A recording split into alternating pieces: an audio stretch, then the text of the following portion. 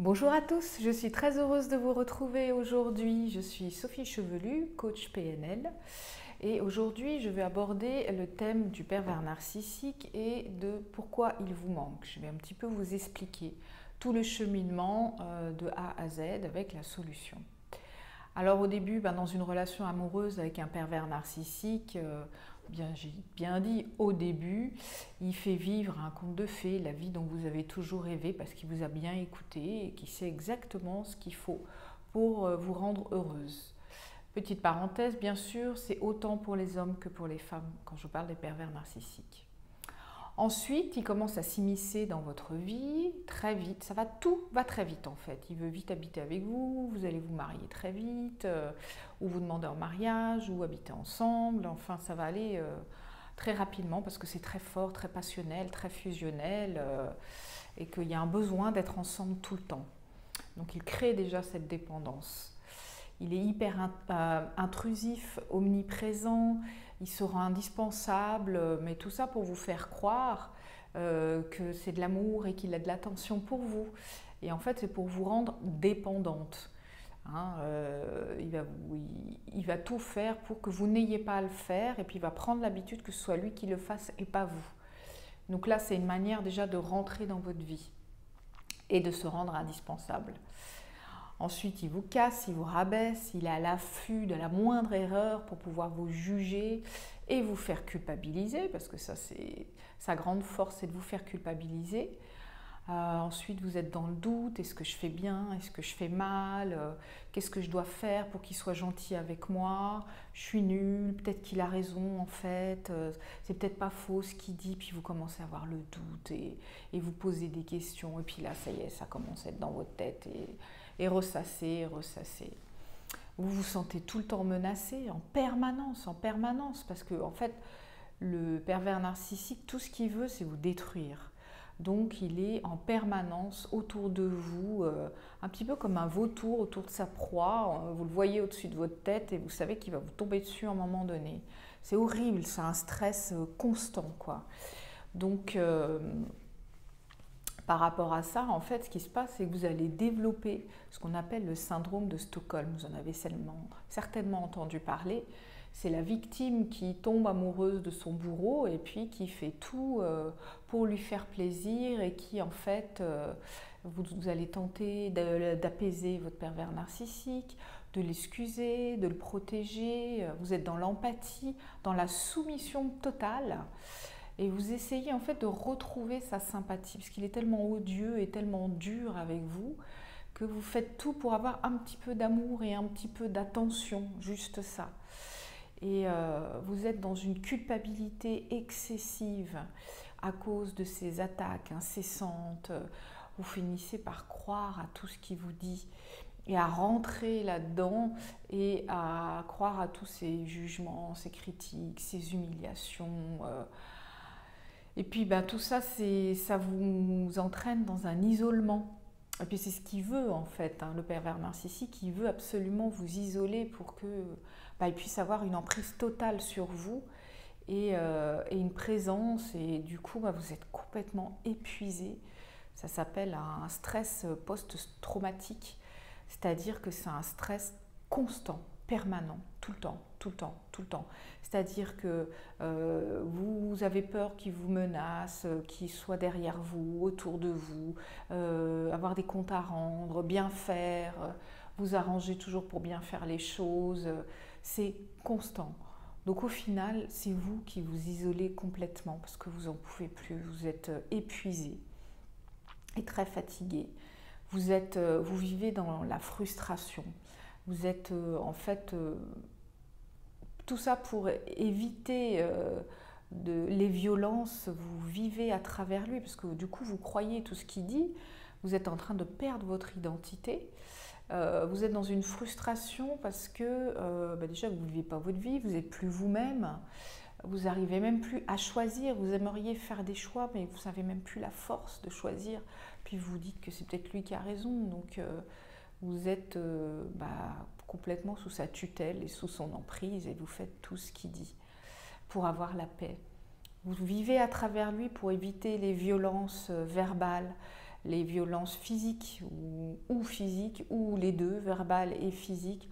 En tous les cas, psychologiquement, ça vous détruit complètement. Et quand enfin vous arrivez à le quitter ou que c'est lui qui vous quitte, et ben en fait vous vivez un manque. Vous vivez un manque parce que vous êtes complètement perdu. Vous n'êtes plus vous-même, c'est-à-dire que ou vous avez eu la force de le quitter, mais vous ne savez plus quoi faire, vous êtes anéanti, détruit, perdu, vous vous sentez tout petit.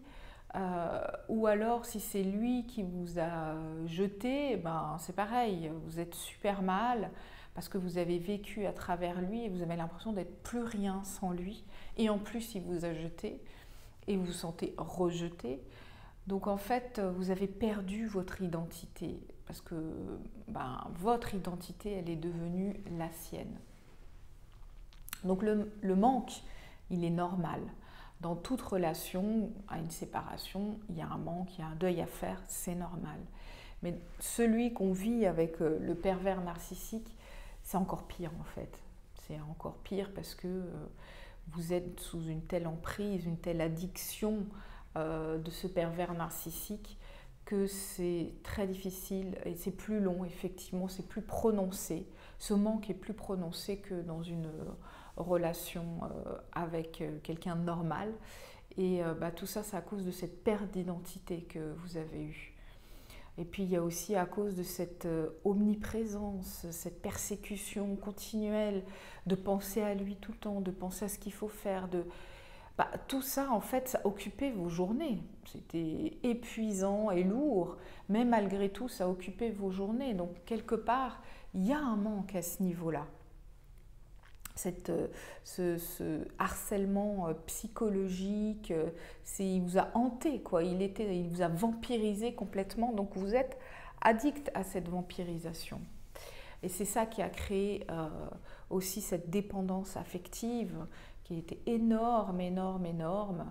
Et du coup, il a aussi essayé de vous rendre complètement dépendante, comme je disais au début, en étant sympathique, soi-disant, pour vous rendre service. Donc, il a pris les tâches administratives de la maison, de payer les factures, de tout ça.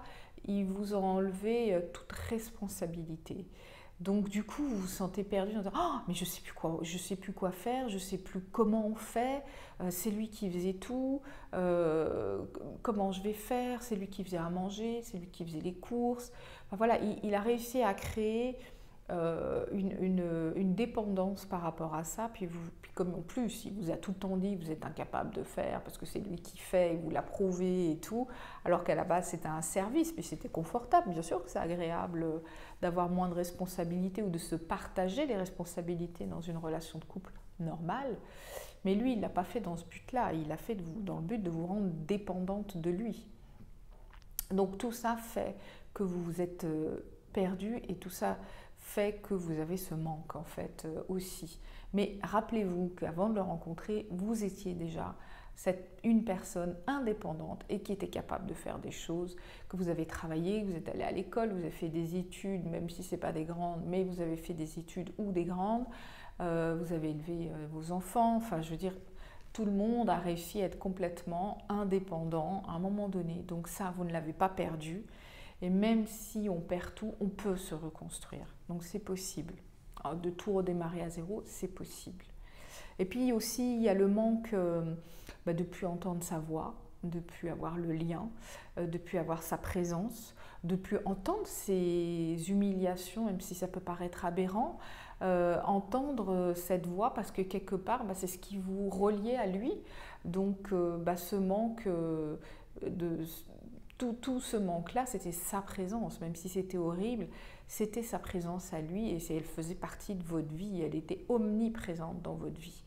Donc ça aussi, c'était un manque, mais ce n'est pas de l'amour, d'accord ? C'est un manque, une addiction à un mal-être, mais ce n'est pas de l'amour, d'accord ?